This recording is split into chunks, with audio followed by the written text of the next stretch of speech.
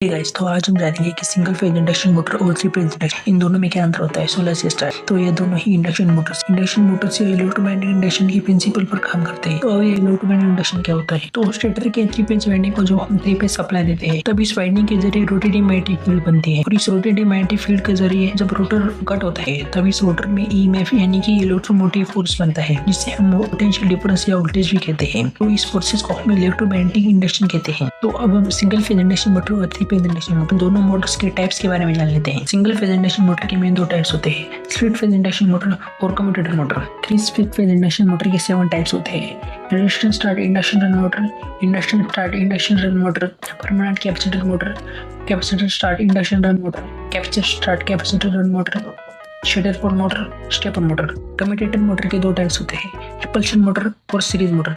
Series motor को हम universal motor भी कहते हैं। थ्री फेज इंडक्शन मोटर के 2 टाइप्स होते हैं, स्क्वेयर फेज इंडक्शन मोटर और थ्री फेज इंडक्शन मोटर। तो चलिए अब हम इन दोनों मोटर्स के डिफरेंसेस के बारे में जान लेते हैं। नंबर 1 डिफरेंस है कि single phase induction motor self starting होती है और three phase induction motor self start होती है, क्योंकि किसी भी मोटर को सेल्फ स्टार्ट होने के लिए रोटेटिंग मैग्नेटिक फील्ड की जरूरत होती है। रोटेटिंग मैग्नेटिक फील्ड बनने के लिए हमें थ्री फेज या 2 फेज सप्लाई की जरूरत होती है, मगर in single phase induction motor को सिर्फ सिंगल फेज सप्लाई दिया जाता है, इसलिए यह मोटर सेल्फ स्टार्ट नहीं होती। तो इन सभी स्प्लिट फेज इंडक्शन मोटर्स में हम सिंगल फेज सप्लाई को अलग अलग तरीके से 2 फेज सप्लाई में कन्वर्ट करते हैं। Difference number 2, single phase induction Motors में न्यूट्रल, मगर थ्री फेज इंडक्शन मोटर्स में न्यूट्रल नहीं होती। सिंगल फेज मोटर्स में न्यूट्रल करंट को रिटर्न ले जाने का काम करते हैं, थ्री फेज मोटर्स में न्यूट्रल नहीं होती। इन मोटर्स को करंट इन 3 फेजेस से ही मिलता है और मोटर का रिटर्न करंट इन 3 फेजेस से रिटर्न जाता है।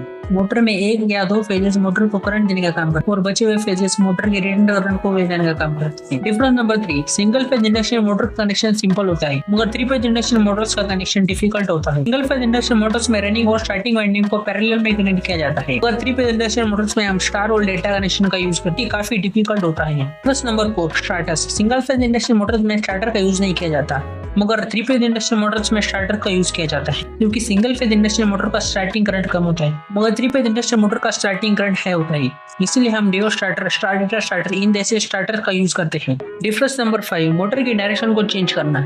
सिंगल फेज इंडक्शन मोटर के डायरेक्शन को चेंज करने के लिए हमें प्राइमरी या एक्सिलरी वाइंडिंग के टर्मिनल्स को इंटरचेंज करना होता है, मगर थ्री फेज इंडक्शन मोटर्स के डायरेक्शन को चेंज करने के लिए हम किसी भी 2 फेजेस को इंटरचेंज करते हैं। तो आज की इस वीडियो में बस इतना ही। धन्यवाद।